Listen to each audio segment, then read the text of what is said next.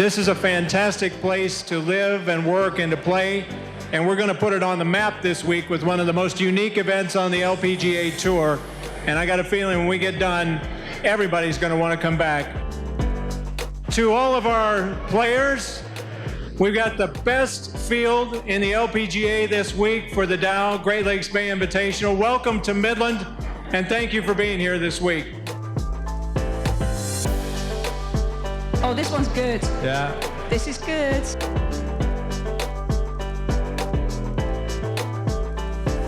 The SOAR was everything that we thought it could be and more. I believe we achieved our objective to provide concrete actions and steps that people can then take back into their organizations to cultivate more inclusive culture.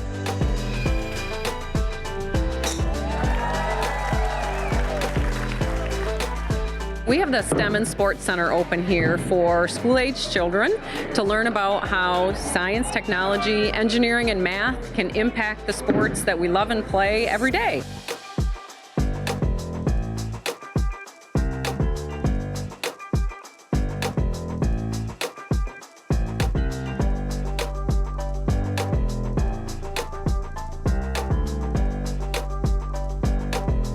This week, we'll give more than $500,000 to charity because of the sponsorships that we got for the tournament. 36 charities around the region, all made possible by the sponsors and you. Team up!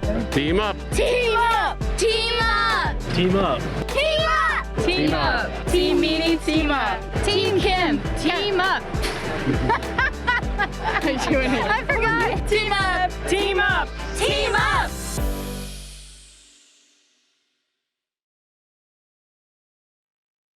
And what great memories from the 2019 Dow Great Lakes Bay Invitational. Thanks to everyone for joining us. I'm Jerry Foltz from the Golf Channel, one of the many who was so honored to be there for the inaugural event and make the sojourn to the Great Lakes Bay region. Happy to be with you, and really pleasure and honored to be joined by three very special people. I'll start by introducing the first, who is a Dow ambassador, and she is a LPGA member and Australian by birth and a Kansan by where she lives now, and that is, of course, Katherine Kirk.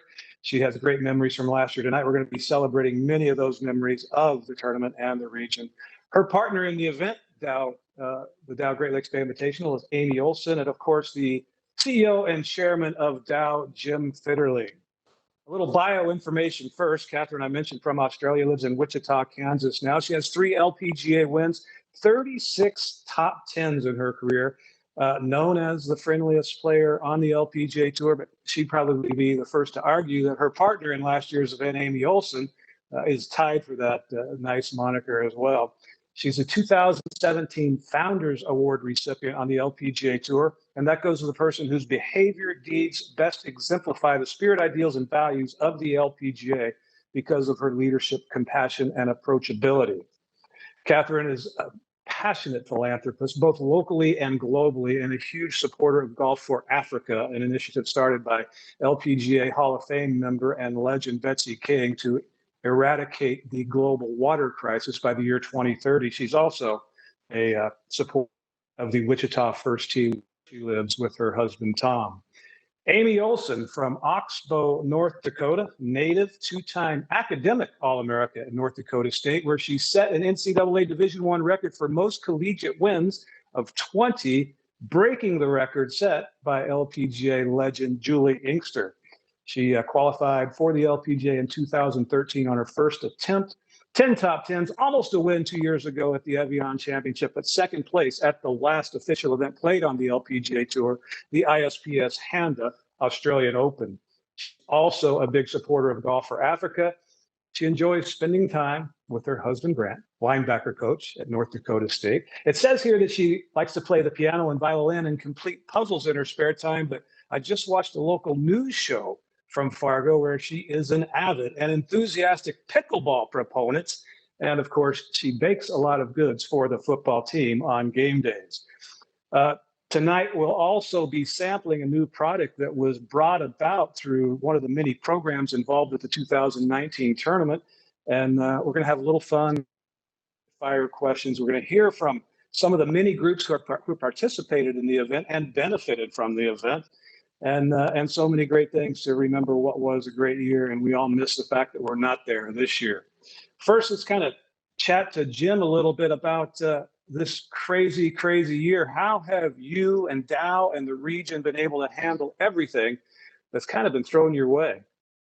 Jerry, thanks for hosting us tonight, and Amy and Katherine, thanks for being with us. We're really disappointed that we couldn't have the event this year. You know, it's been such a challenging year globally, starting obviously in China with the pandemic, but then now rolling through all the rest of the world. And then on top of that, here in the Great Lakes Bay region, we had a 500-year flood when 2 dams collapsed on the Tittabawassee River, about 10 miles north of Midland. And so that 1-2 punch really kind of did it for us. But we're in the recovery mode, and I think things are picking up. We've been responding and helping people get cleaned up and getting them back into homes. A lot of homes were destroyed during the flood. On top of that, we've had a lot of challenges with racial injustice and some of those issues. And I think all of them have tested our resilience and forced us all to kind of hit the reset button, connect to our humanity, and find ways to support one another. We're very fortunate to live and work and play in this region, and I think as we experienced last year, and I hope you experienced last year, this is a pretty special community. And when things like this happens, one of the things that's always been true about this company and this community is everybody pulls together and finds a way to fight back and get it done. And they're finding a way right now for sure. So we couldn't have the event, and mainly the main reason for that was because it was going to be without fans, and we weren't sure that we could guarantee a safe event for everybody.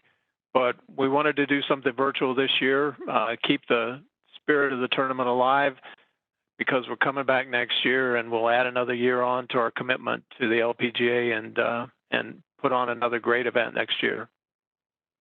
We hope that continues for eternity in terms of the LPGA, because so many people said everybody to a person who was there last year said so many great things about the community, about the town of Midland. And I know when the news broke about the floods and the broken dams, there was an entire social media campaign amongst all LPGA fans and a huge outpouring of support and love for Midland and the Great Lakes Bay region. I know I had an incredible time there last year. Karen Stupples and I drove up from the previous event, got there on a Monday, and for the first day and a half, Jim, I swear I thought the town was too good to be true. And people stop at yellow lights. They don't honk when you don't take off immediately at a green light. Everybody had this smile on their face, and they really didn't ever seem to have a bad day. And by the end of the week, which culminated in us pulling out our Zillow app and looking for a second home, we loved it so much. We experienced, of course, the Eat Great Food Festival downtown. That was phenomenal. The Pro-Am party at the Dow Stadium and the Loons game, as your guest, was really something that was really cool, and we enjoyed so much. And something as simple as walking back from one of the many Loons games we went to, and they had a golf movie playing on the side of an Ace Hardware store right there in downtown. You watched it in the parking lot on a lawn or what have you. And the community feeling there, I'm not sure I've ever really experienced it. And so much support for your event and so many different programs I know that you initiated and got involved with that help the community. And some of them are pretty close to your heart, are they not? Well, we had many, and I would just say hats off to the team, especially led by Chris Chandler, who did a lot of research to put the event on. The Dow Great Lakes Bay Invitational had 30 special events take place during tournament week last year. We had the Eat Great Food Festival, which was running before and the first evening before the tournament started, and that was 64 of our regional restaurants and brew pubs and wineries. We had the First Tee Junior Clinic. We had the Special Olympics 3-hole challenge, which was an emotional event. And we had the Wells Fargo Advisors military programs that they hosted during the tournament. So the number of special events we were able to host is because of the community. We had over 250 local sponsors, regional sponsors for the tournament. We couldn't have done it without them. Well, one of them that I thought was really cool was you initiated a competition more or less for a pretty cool prize. It was called the 4-Hour Future Challenge. Tell us about that. Yes, we have an organization here called the Junior Achievement of Central Michigan, and the 4-Hour Future Challenge was a collaboration between the tournament and Junior Achievement of Central Michigan, and we tasked high school students to team up. That was the theme of the tournament, was team up, to develop a product and a business plan with a chance to sell that product on site during the official tournament round. So when you would go to the concession, you would have a chance to buy and taste this product. Well, and the winner, as it so happens, we all have some of it in front of us, was the Marilyn Smith. And we're getting ready to have a toast to that. Marilyn Smith was one of the 13 LPGA founders in 1950, 70 years ago.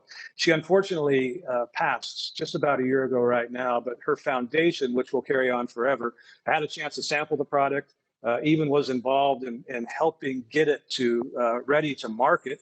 And it is all in honor of not only Marilyn and her legacy, but the other 12 founding members of the LPGA. A portion of the proceeds will always go to the Marilyn Smith LPGA Scholarship Fund to help young girls not only have a chance to attend college, but also to enjoy this great game that we all love.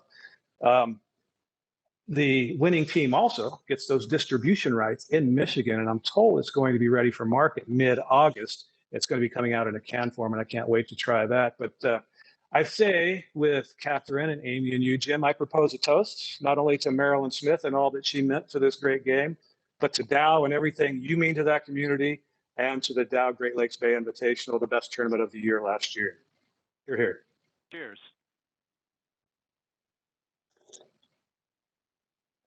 Ah, that's pretty good. A little raspberry, strawberry, a little bit of lemonade, a little bit of carbonation. Amy, what did you think? Good? There we go. That was pretty tasty. I'm going to have to be looking for that in August. What about you, Katherine? Yeah, I think it's fine. So very deserving of the win, and yeah, it's not too sweet, which I like. Yeah, and it's kind of cool, isn't it, that they're honoring the legacy of Marilyn in this whole process? Yeah, absolutely. I mean, Amy would say the same thing, but we were fortunate to meet her, and yeah, what she did for women's golf in this country and across the globe too. I think she gave over like 4,000 clinics in 37 different countries, so, and touched all 50 states. She was an amazing woman.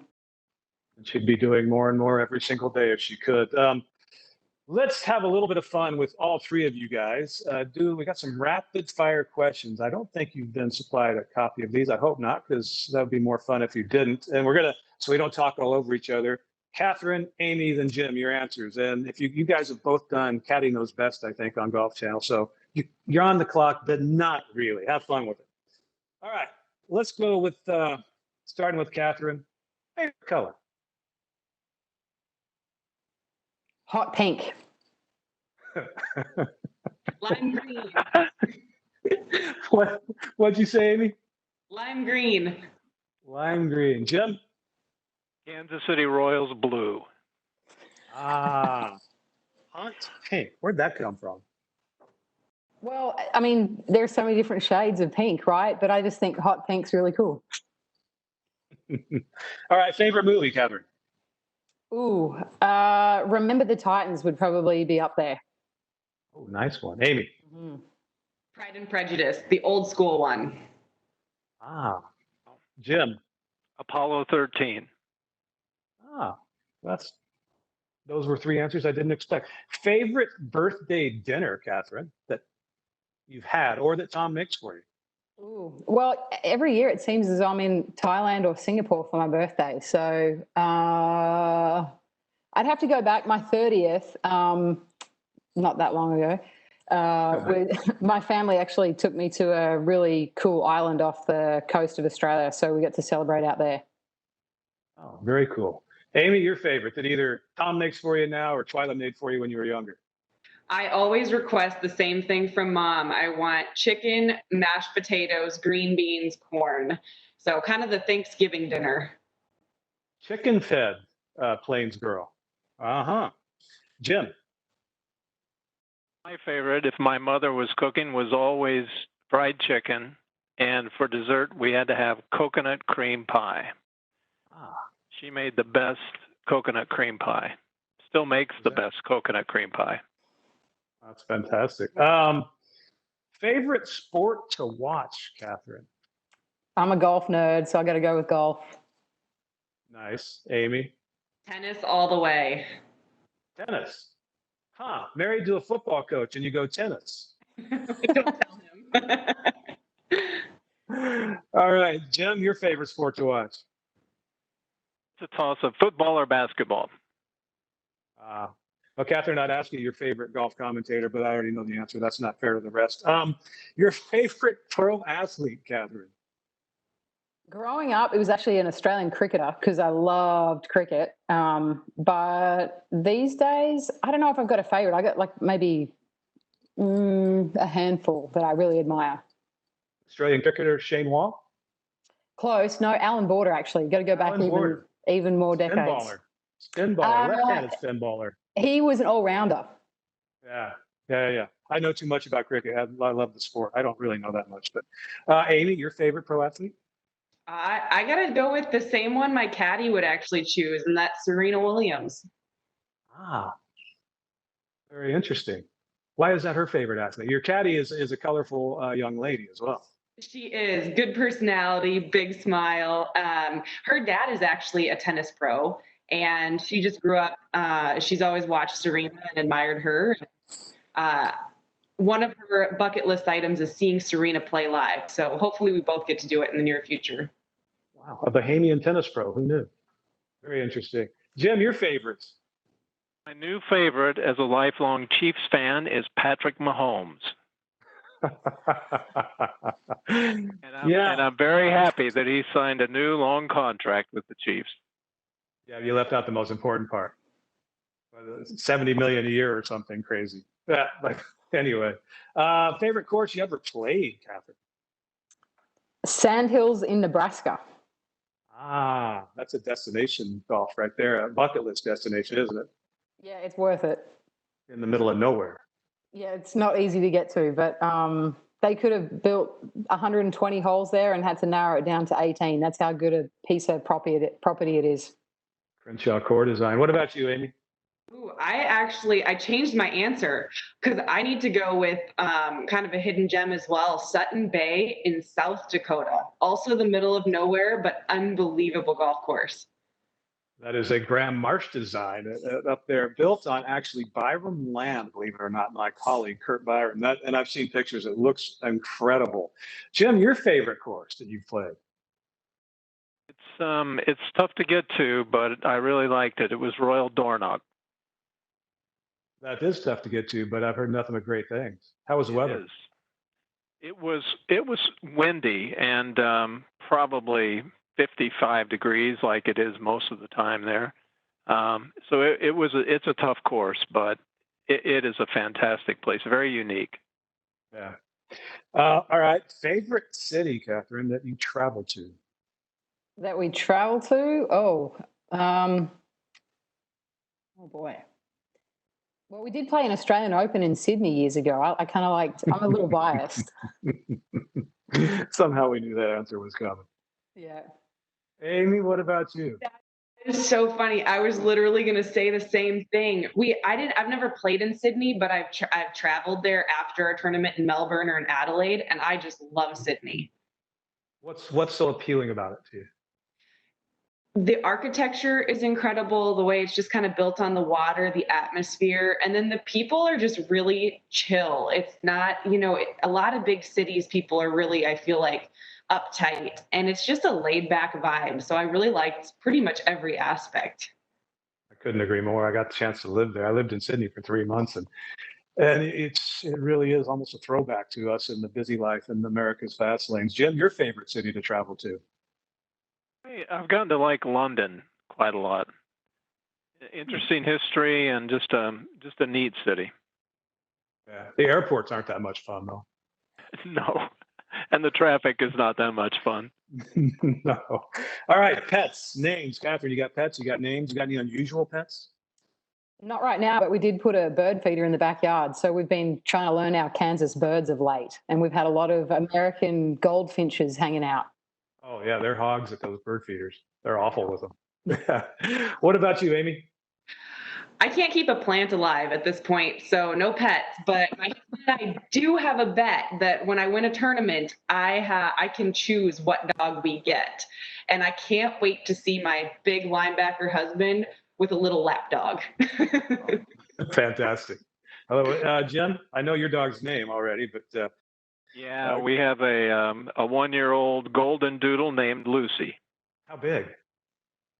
About 70 pounds. I know this because we're doing the invisible fence training. So when I have to take her for a walk, I have to carry her across the invisible fence before we can start the walk. That's my workout for the afternoon. That's a big golden doodle, by the way. I'm going to switch the order up here a little bit. Favorite club in the bag, Katherine? Putter. Putter. I like it. That's easy. No question. Amy? Driver.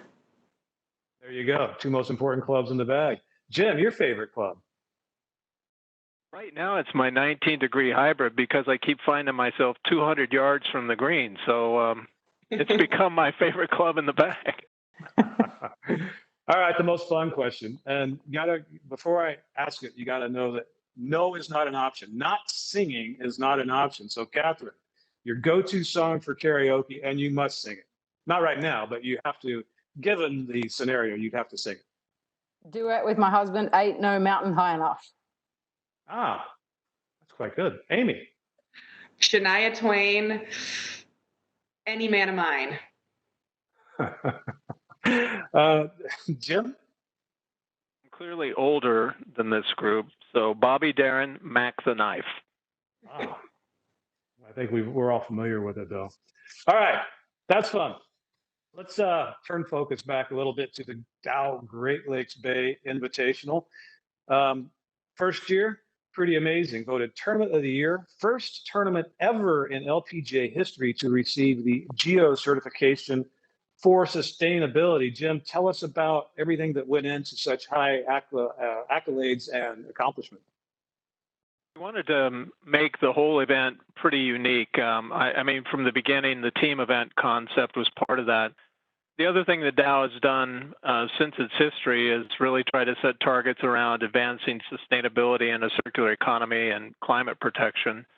And so we decided to see how we could showcase parts of the tournament and showcase things that we're doing with material science in collaboration with our partners and showcase sustainability. So we saw the tournament as really a platform to tell that story and increase the positive impact on society. We did things like recycling on the course, the way we manage the golf course turf conditions. You saw all the stands and the bunting on those stands. There's some social media that came out recently. All that was turned into golf tees, which will be used in next year's tournament. And so all the organizations that we work with really stepped up and helped us respond to that. We also, couldn't have pulled it off without a lot of collaboration. We had more than 250 community partners, either vendors or sponsors, restaurants, charitable organizations, to make it a real reality. And I think you saw that in the tournament. It wasn't Dow's tournament as much as it was the region's tournament, and everybody poured their heart into it. Yeah, and it was evidence from the first day we got on site, especially to the culmination, the exciting culmination on Sunday, and then so many people hanging around afterwards for the award ceremony, and it was a long time afterwards. That never happens, just so you know. That's the amazing community in which you live. Adding to the list of firsts, though, it was the first ever LPGA full field team event. Katherine, what were your thoughts when you heard about it? Why did you ask Amy to be your partner, and how did you ask her? Well, yeah, obviously really excited. I think a lot of it goes back to your junior golf days and even college golf days and being part of a team and knowing the energy that comes with that. And so it was an easy decision to want to play. And then for me, it was easy to decide to play with Amy just because she's one of my best friends out there. I was in her wedding a couple of years ago and we had played some pickleball together. And actually, I think when I asked her, we were playing ping pong at the Canadian Open, and I was like, "Hey, have you got a partner for Dow? Do you want to play?" So yeah, it turns out she was available, and it was awesome. And yeah, we were. I think what did we come up with? We were Soul Sisters. Soul Sisters. Yeah. SOUL or SEOUL? Yeah, SOUL. Yeah. Okay. Amy, what were your original expectations and thoughts when you guys decided to team up? Yeah, I think I agree with Catherine. Once we heard about a team event, it really took me back to college, and those were just some of the best memories that I have on the golf course were with my teammates. And so I jumped on the opportunity right away, and it was just a natural fit with Catherine. Yeah, the Soul Sisters came. Our faith is really important to both of us, so it was just kind of a natural fit. Our friendship, started pretty early in my career on tour, and yeah, it was just a no-brainer once she asked me. Pretty cool. And once it all culminated and you guys got to enjoy that week there, what are your lasting memories, Amy? Man, I have such good memories of the whole week. I love the matching outfits. We planned our outfits each week, or each day, so we always tied together. I remember just coming down on our last day and having to make a couple birdies, and Kat just drained this long bomb that kept me from having to make my 8-foot putt. And I just, just the fist bumps, the energy, being able to celebrate each other's success. We do that on the LPGA, but a lot of times it's maybe after the round. Being able to do it in the moment is so fun. That's really neat. We're going to open it up to questions because we have a number of special guests joining this conference tonight.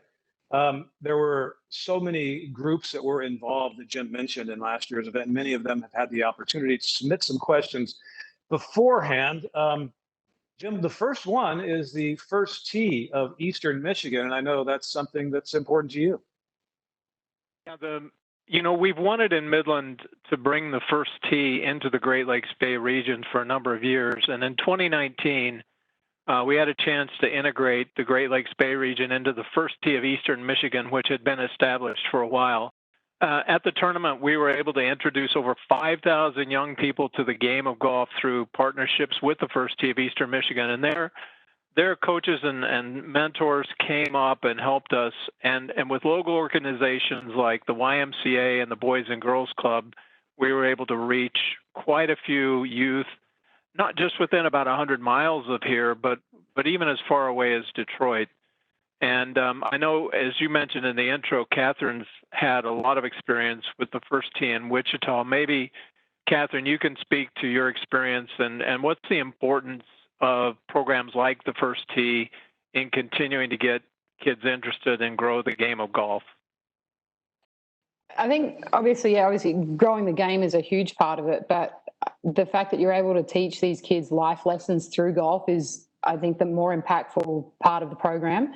And certainly, I mean, it's been a success. It's in all 50 states now. And our Wichita chapter, we started about 5, and it's continuing to go every year. We've now got it in all the public schools here as well, and they do great summer programs. So it's just a chance for kids to not just learn the game, but make friendships and learn some of those key values that are critical in life. 500 new kids introduced at just the tournament alone is pretty impressive, Jim. First question comes from a first tee participant, Brady Douglas. It's for Amy. And Amy, he wants to know, when did you realize you wanted to be a professional golfer? Oh, that's a great question. I actually remember I think I was out practicing at our golf course and just for fun at that point. And I ran into the restaurant, and on TV was, at the time, the Kraft Nabisco Championship. Now it's our ANA Inspiration. And I remember seeing Kari Webb hole out on the 18th hole to get into a playoff. And the crowd goes wild. She ends up winning the tournament. And I remember at that moment watching and going, that's what I want to do. So it was pretty cool for me, when I was a rookie on tour and getting to actually meet her. She was kind of the role model that I looked up to growing up. And so it's pretty cool to have been full circle, been able to play with her and be able to tell her that story. That is pretty cool. And she is Well, she's a hero to many. Katherine, speaking of which, it's not on the script here, but you know Kari, she's a countrywoman of yours. When did you know you wanted to be a professional golfer, and why? Started when I was 12, and apparently that same year I told my 7th grade teacher that I was going to be a professional. I don't remember it at all, but I love sports, and I really love golf just because of the mental challenge of it. But it was the fact that we could do it as a family. So my dad got me started, and I got to play with my grandfather until he was 85. And my dad was the one that really told me that I could play it professionally. I mean, when you're 12, 13 years of age, you've got these pipe dreams, obviously, but I mean, dreams do come true if you work hard at them. So I'm fortunate that, I get to live it every day. Can't imagine how proud your whole family is of you. Katherine, this one's from you. It comes from Hannah, First Tee of Eastern Michigan participant. Last week, our core value of the day was judgment. How do you use judgment on the course?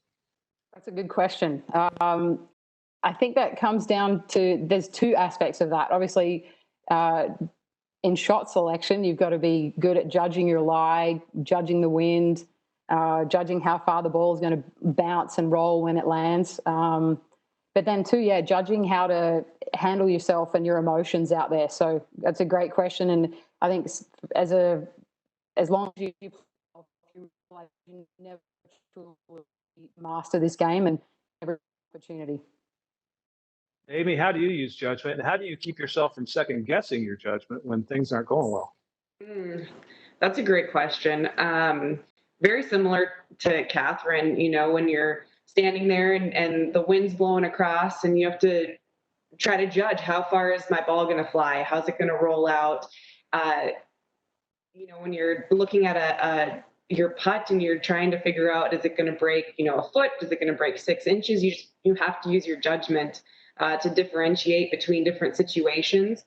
And you really pull on a lot of past experience on a lot of those things. And then what was the second part of the question, Jerry? I was just asking, how do you keep yourself from doubting your judgment when things aren't going well? Yeah, well, that's definitely a challenge. I've always found that my first instinct is usually correct. And so the times that it's not, I'd rather go with the first instinct and get it right on the times that my first instinct is right.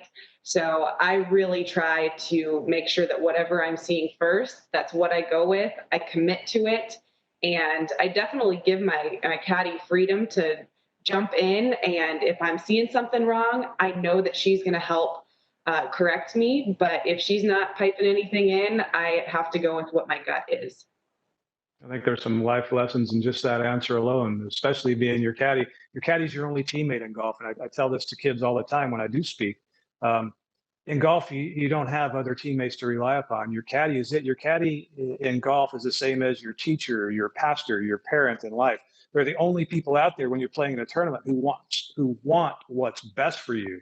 And I think there's a lot of life lessons in that. Our next special guests are tuning in from the Special Olympics of Michigan in 2019. 9 Special Olympic athletes were invited to participate in the 3-hole challenge prior to the 3rd round. They played the 16th, 17th, and of course the signature 18th with all the build-in and all the stadium surroundings, cheered on by a lot of people. At the end, they were able to meet and chat with Suzanne Pettersson, Dow ambassador, which of course was just a couple of months before she made her legendary mic drop retirement statement after sinking the winning putt at the Solheim Cup last year. Starting next week, the Special Olympics Michigan will be holding their virtual summer games. And to honor them, we got 3 questions from 3 of the 3-hole challenge participants, starting with Colin Turner. Colin wants to know, who was your favorite golfer growing up, Katherine, and who is your favorite golfer now? My favorite golfer growing up was Ernie Els, and I really liked him because of his level kind of attitude on the course. You can never tell whether he was 65 or 85. Not that he shot 85 very often, but his demeanor was, always really good, and still is to this day. I mean, I think that's the The calmer you can be on the golf course, the better. So I always admired him, and he'd still be in my probably top 5 that I most admire to this day as well. But current athlete or current golfer, ooh. I think Jordan Spieth is pretty cool. Amy's pointing at her. Yeah, of course, Amy. No. I like Jordan Spieth. He's obviously pretty animated and chirpy on the golf course, and I think he's quite entertaining. But I think he's got a huge heart, and what he does off the course is pretty cool too. Amy, other than Katherine Kirk, who's your favorite golfer now? Well, growing up, like I said, Kari Webb was my favorite. Really looked up to her. Currently, I just really enjoy watching Tiger play. He just brings so much energy to the game, and he's introduced so many people who would not otherwise watch golf. And so I have to say he's probably my favorite currently. And we're all happy he's teeing it up this week at the Memorial for the first time back since the pandemic break. The next question from Justin Duran. And let's start with you, Amy. He would like to know what it's like to be a pro golfer, and is it different than perhaps what you thought or dreamed about? Yeah, it is a little bit different. I think on the course, it's about what I expected.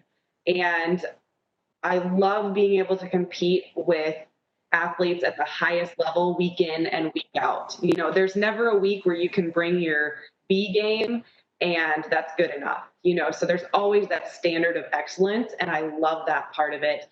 I think the part that I didn't expect was how global it would be. When you're a girl sitting in a town of 200 people growing up and watching people play golf on TV, you're not imagining that they're in Asia and Australia and Europe. And so I think the travel kind of came as a surprise to me. It's been a good thing, but the jet lag, not so much.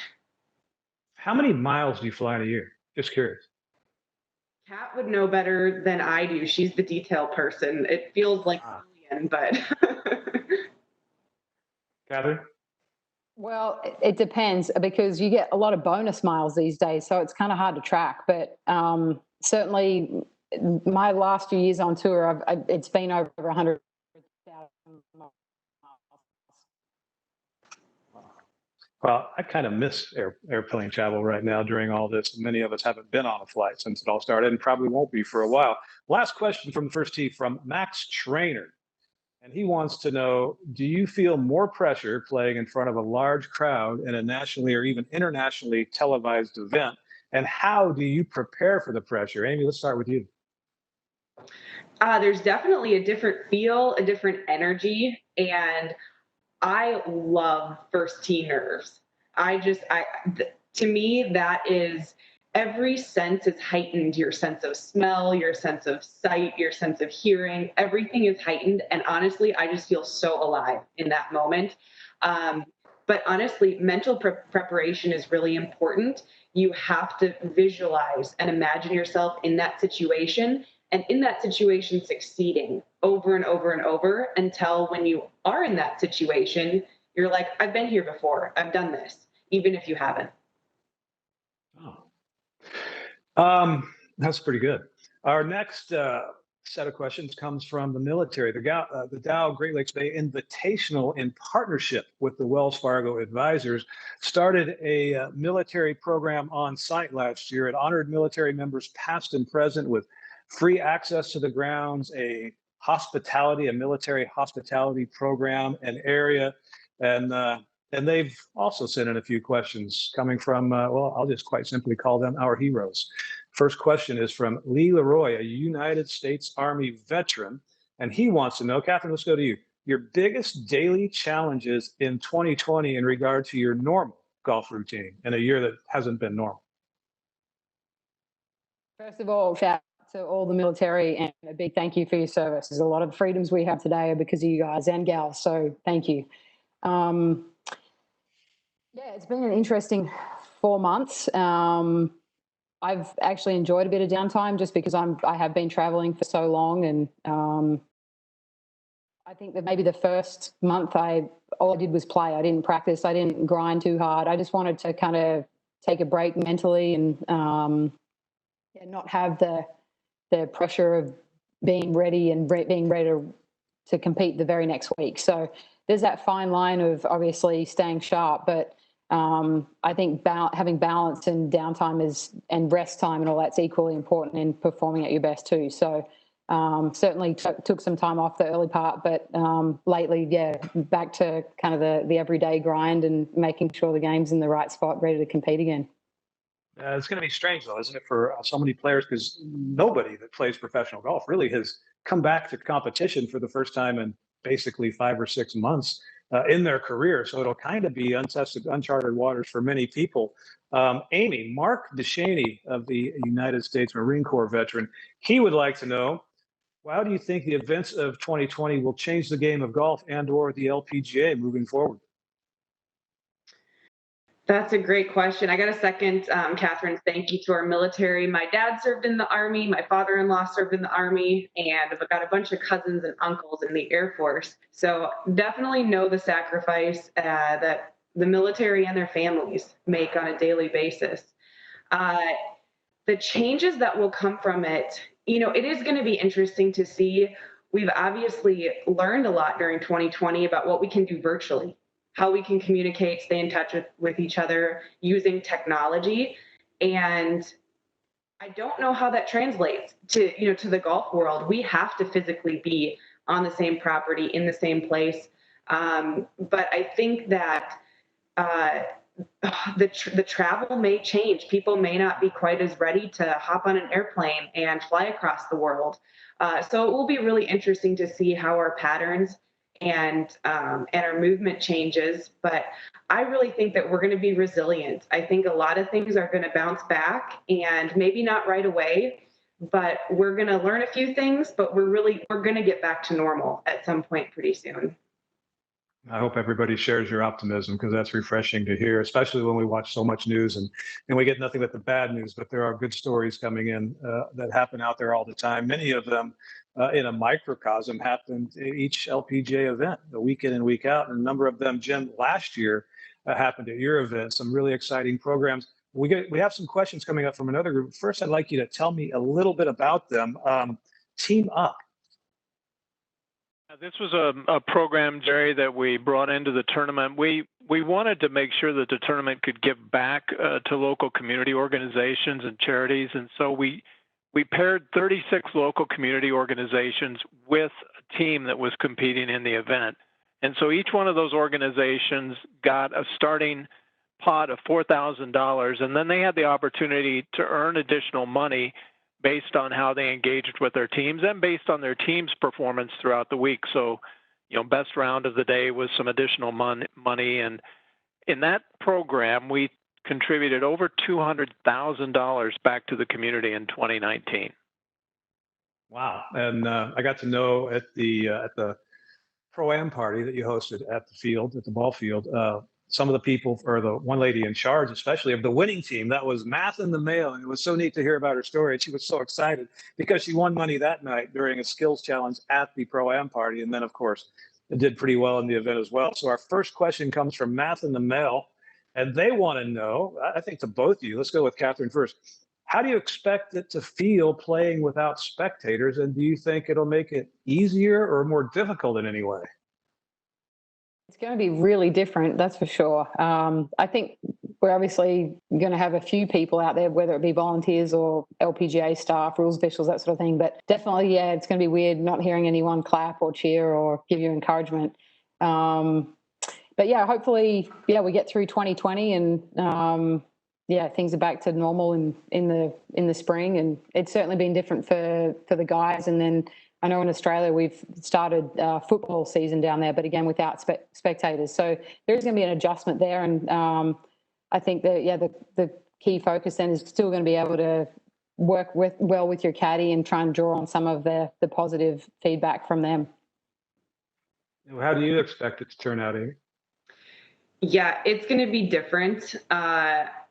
I think, there's going to be less chances for someone to sneeze in your backswing, I guess. So I guess, but you definitely draw off the energy of a crowd. It helps it helps you get into the mindset of a competition versus just a practice round or, being out on the course playing around by yourself.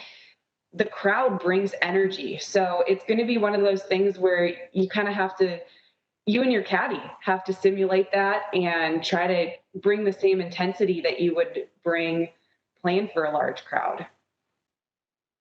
I think they should ask me that question because I played professional golf 10 years, very inglorious years, and I played every single event in front of no crowds, as it turns out. But that had nothing to do with people attending the event. Question 2 comes from Bridge the Gap. They were heavily involved in the on-site volunteering and also cheering on the teams very vocally, from what I understand. They want to know, what are some of the things you've learned in your travels that have deeply impacted you in any way? And have they made you change your habits or ideas or thoughts about a particular aspect of life? Pretty deep question. Sounds like a good one to me. Amy, you want to give it a stab first? Yeah, absolutely. Traveling the world broadens your horizons. You really realize that the way you've done life is not the only way. And I think probably the most drastic thing to me is honestly food. When I grew up, it was meat and potatoes every night. And you go to all these other cultures and you open your eyes and your mind to different possibilities. And now I'll tell you, Thai cuisine is my favorite. And so if you have an open mind and you just learn from other people, the way they talk, the way they eat, the way they do life, their schedules, there's different ways to do it. And I think there's just something to be learned from everyone. Katherine, anything societally or culturally? I think Amy hit the nail on the head. I think, when you travel, you just have a deeper appreciation for where you grew up, the opportunities you've had, and how blessed we are to play a game for our job. And I think that with that also comes the desire to want to improve in the situations in either the communities we play or wherever globally, where your heart kind of feels for people and where you want to make an impact. So twofold on that one.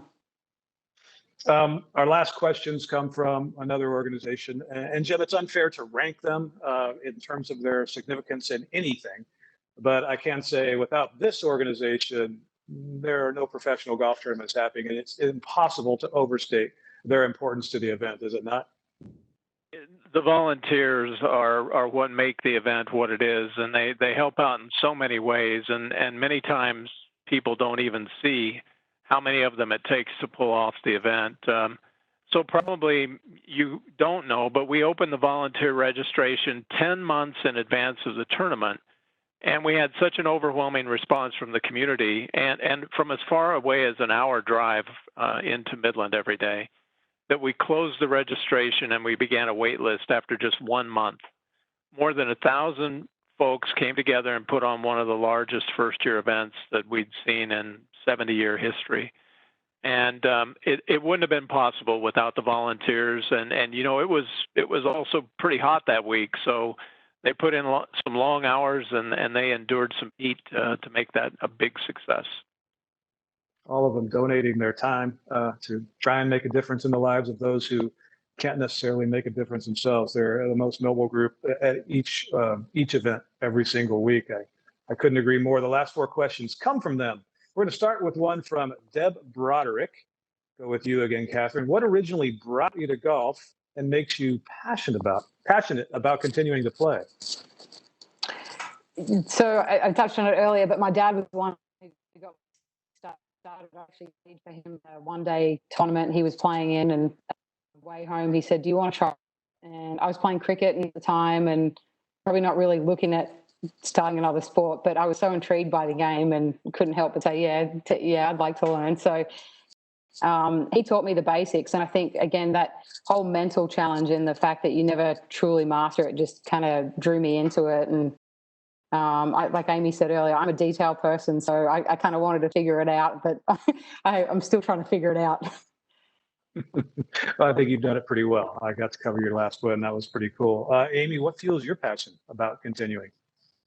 Well, I mean, my dad started me as well. And My brother, who's 2 years older than me, was really the one that I would say inspired me to pursue it on a competitive level. When he started winning some tournaments as a junior, I saw him come home with these little trophies, and I'm like, I could do that too. So, that kind of got the competitive juices going. And I would say that's the thing that keeps me going. I love the competition. I love how, it is such a precise game. Excellence is really hard to achieve, and that challenge keeps me coming back. Like Kat, we're both trying to still figure out this game after doing it for however many decades. And there's still a new challenge every day, and it's always fresh. You're never bored. I would say the second thing, the relationships that I've built on the golf course are the best relationships in my life. I go back to my college teammates, my competitors on tour. It brings people together from all walks of life. It really is the great equalizer. The golf ball does not care, what size you are, what you look like. It treats us all the same, and it really brings people together. The next question, that's an awesome answer. Next question's in two parts, comes from Jason Alexander, not the actor, I don't believe. But anyway, first half, let's go first part for Katherine. Which canceled event, and the current event is not allowed to, because I know all of us would say the same thing, how much we loved it and we would miss it, but which canceled event will you miss the most other than the Dow Great Lakes Bay Invitational?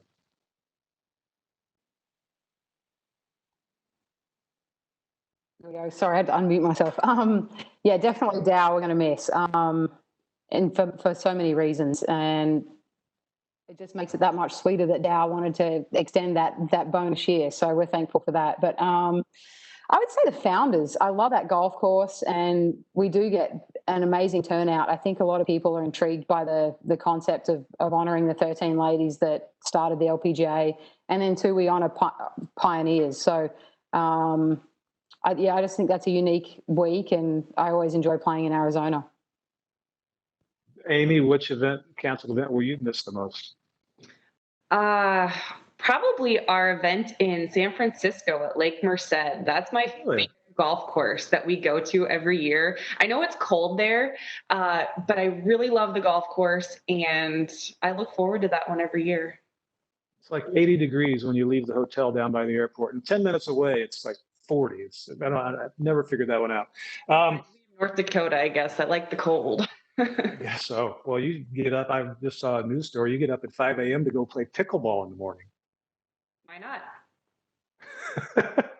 And you love it, and your whole family's playing it. That's really cool. Great exercise. The last tournament played, Amy, you finished second, the ISPS Women's Handa Australian Open. And this question, the second part of Jason's question is there anything you can do to try and carry that momentum over that big lapse in time into your current play when you guys do resume in Toledo in a couple weeks? Yeah, the break in time is a momentum killer, that's for sure. So, I was really looking forward to just kind of continuing on and playing tournaments after that. I was the same as Kat after that tournament.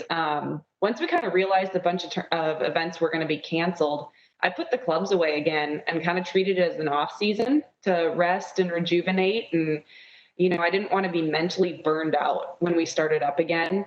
So I definitely build on it. I know my game is in a good place, but at the end of the day, every week is different. And you see people go from winning to missing the cut the next week and in back-to-back weeks.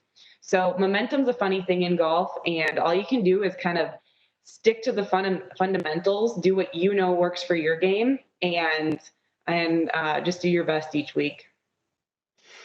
The next question, you guys both kind of already answered, so I'll start with Katherine and let you go with it one more time. It comes from Marge Markowitz, and she'd like to know how you've kept your skills sharp and tournament ready during the COVID-19 pandemic break. Or is there a way to actually do that? Can you simulate those conditions? Not really, but I would say a lot of us are still working with our coaches to make sure we're on the right track technically. But as far as being game ready and tournament ready, you really only can do that through playing. And one of the best ways I've found is playing a worst ball game. It's challenging. You hit two tee shots, pick the worst one, play 2 from there, hit the worst one, and it's quite hard to even come close to shooting par. So that's about the only way I think you can kind of put a little extra pressure on yourself and feel like you're ready. What's your best score, worst ball? Or, more importantly, what's your worst score, worst ball? I've only for 9 holes, 1 over was my best score. But I haven't played a full 18 doing it. It's kind of mentally draining, but I might see if I can do it next week. So you have a 5-foot putt, you have to make it twice. Absolutely, yeah. Yep. And yeah, if you make like a 10-footer on that first one, then yeah, it puts a lot of pressure to make that second 10-footer. Oh, no, that's not for the faint of heart. All right, the last question, I think they saved the best for last. And I'm going to start with you, Amy, and let you both answer this because I think it's such a good question. It comes from a volunteer, Joshua Church. And he said, aside from family and friends, what brings you more joy than golf, if anything? I learned a long time ago that golf does not make me happy.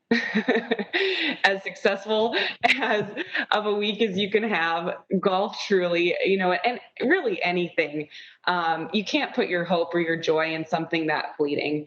So for me, it really is my faith. I know whether I miss the cut or I win, I am extremely loved by my Lord and Savior, Jesus Christ. And my faith is truly the bedrock that I build my life on. And if I didn't have that, I don't know what I would do. So even beyond friends and family, that really is the thing that brings me the most joy. And that's it. Golf doesn't make you happy.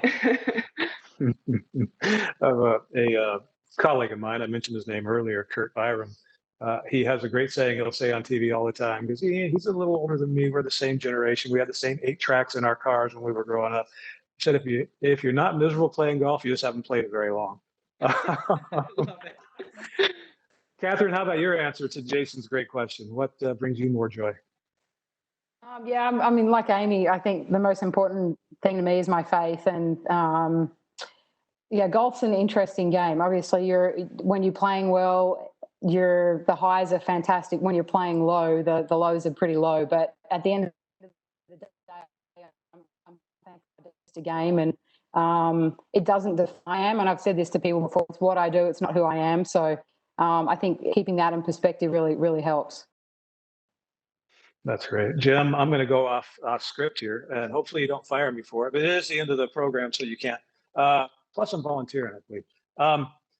What things in your life bring you unexpected joy? Because you employ a lot of people. You're a captain of industry. There are a lot of people who rely on the decisions you make and are affected by it. What are some of the unexpected joys in your career?